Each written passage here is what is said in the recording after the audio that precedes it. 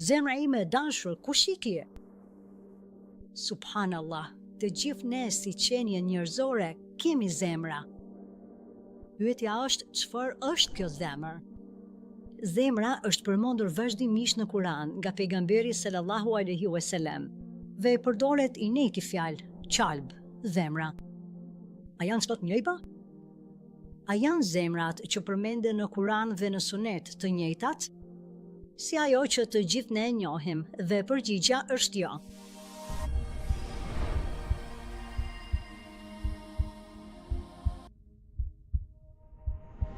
Zemra fizike është ajo që pompon gjakun në trupin ton.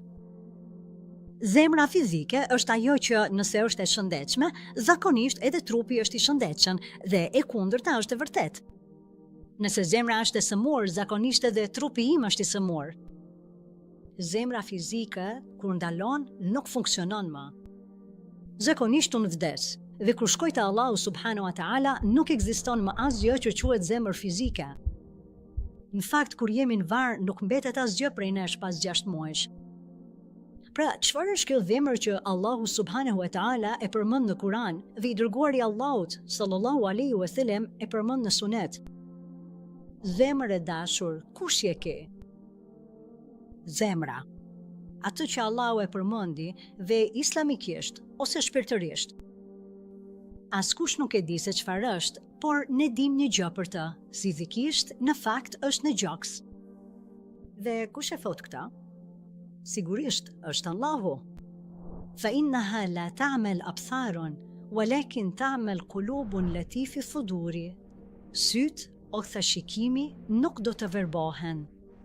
Njerëzit nuk janë të verbër sepse nuk mund të shohin, por përkundrazi, zemrat që janë në gjoks bëhen të verbra. Dëgjojeni këtë, kushtojeni vëmendje kësaj. Më e rëndësishmja, pyeteni veten për kësha. A e dini këtë? Pra, zemrat shpirtërisht mbi të cilat duhet të punojmë, që ju duhet të identifikoni, zemra ime e dashur, siç e quaj unë, Latifa Rabania, është një krijim delikat i Allahut, Zotit ton, që është në të vërtetë në gjoks. Se duhet të di për ta? Se kjo është pjesa më e rëndësishme në trupin tim, jo fizikisht, por shpirtërisht, për cilën duhet të di, duhet të mësoj, duhet të di kush jam, çfarë zemre kam, kush jeton në atë zemër. Dhe drejta, rruga për në xhemet, e vetmja gjë që do të më çoj, do të më bëj të suksesshëm, është kur të shkoj tek Allahu subhanahu wa taala me zemër të shëndosh. Dhe këtë na mësoi Allahu subhanahu wa taala në Kur'an, atë që bëri Sajdinina Ibrahimi. Duaja e famshme, wala tukhzini yawma yub'athun, yawma la yanfa'u malun wala banun illa man ata Allah biqalbin salim.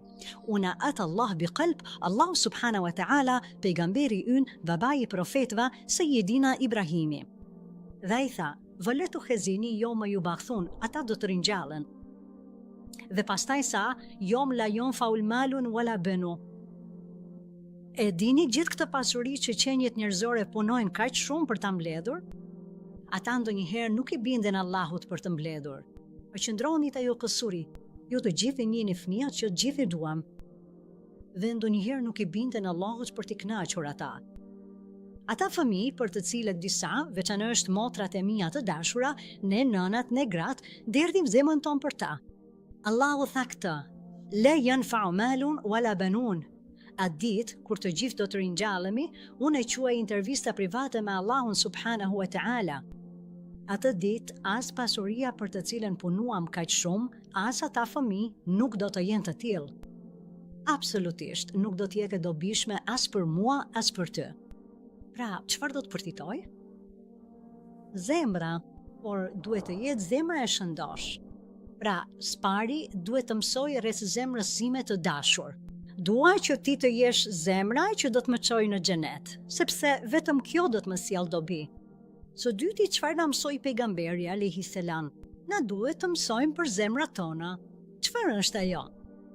Dhe kush është ajo? Dhe çfarë ka ajo? I dërguari i Allahut, Muhamedi, paqja dhe mëshira e Allahut qofshin mbi të, ka thënë: Vërtet, në trupin e njeriut ekziston një copë mishi e cila nëse rregullohet dhe është e mirë, atëherë i gjithë trupi i tij do të jetë i mirë dhe i shëndosh, por nëse ajo prishet, atëherë i gjithë trupi do të jetë i prishur. Dije se kjo pjesë është zemra e njeriut, e nëse ajo prishet, prishet i gjithë trupi. Së freti, shikoje këtë. A mendon ti kur Allahu po na shikon mua dhe ty, cilën pjesë të trupit tonë shikon Allahu? Allahu nuk shikon se si dukemi, apo formën e trupit ton, apo trupave tanë në përgjithësi. Përkundrazi, ai shikon zemrën. Unë duhet punoj në zemrën time. Edhe ti duhet të punosh në zemrën tënde, sepse aty po shikon Allahu. Zemra, ajo shpirtërore, ajo pjesë e hollë, është aty ku besimi, ose mungesa e jetës. Nëse pyet kush banon në zemrën time, ne themi aliman, besimi. Dhe ai ju bëri të dashur besimin dhe zbukuroi atë në zemrat tuaja. Ai ju bëri ta doni besimin dhe zbukuroi atë brenda zemrës suaj. Sa prej jush ndihen shumë shpesh, sidomos këtë ditë, që nuk jam në paqe. Brenda meje ka një tradhir. Ndonjëherë gjëra shumë të vogla na bëjnë të shqetësohemi shumë. Dhe ndonjëherë gjërat vërteta sigurisht na shqetësojnë. I vetmi vend në zemrën time, i vetmi vend në trupin tim që do të më bëjë të ndihem i qetë dhe të jetoj në paqe, është në të vërtetë vetë zemra. Kush e tha këtë? Allahu. Ala bi dhikri Allahit tatma'inul qulubu. Me të vërtetë, me përmendjen e Allahut, zemra juaj e dashur do të ndjejë qetësi dhe paqe. Duhet kujdesen për të. Arsyeja tjetër, gjoja themelore në këtë, në fen ton, është qëllimi ynë. Si i bën gjërat? Dhe duhet jetë për Allahun subhanahu wa ta'ala. Ku është ky qëllim? Ku jeton? Elnia mahaluhal qalb, siç thon dietarët. Niyeti, qëllimi, pse po bëj diçka ose pse nuk po bëj diçka, ndodhet brenda zemrës. Subhanallah. Kur dikush të jep një këshill, kur lexon diçka dhe të prek fort, shumë thellë. Ku po bëhet kjo? Kur dikush të thot diçka dhe ti i thua, e di çfarë, ke të drejtë. Kush e thot, apo jo? Ai që po mendon për këtë është në të vërtetë vetë zemra. Në gjuhën e bukur arabe, ose siç i themi ne në arabisht, thonë se ky është pikërisht vendi i veçantë ku njeriu mendon thellë, kupton gjithçka qartë, kujton me mallë dhe ku qortimi i sinqert ndihmon vërtet shumë. Dhe Allahu subhanahu wa ta'ala ka thënë në surën Qarr, inna fi dhalika la dhikra liman kana lahu qalbun aw alqa as-sam'a wa huwa shahid. Vërtet, në këtë ka një këshill për ato që ka zemër. Dhe ai është dëshmitar dhe po mëson se çfarë është kjo. Si e tha Allahu këta? Sepse e gjithë faqa para këtij ajeti, Allahu po fliste për ne njerëzit, për atë moment.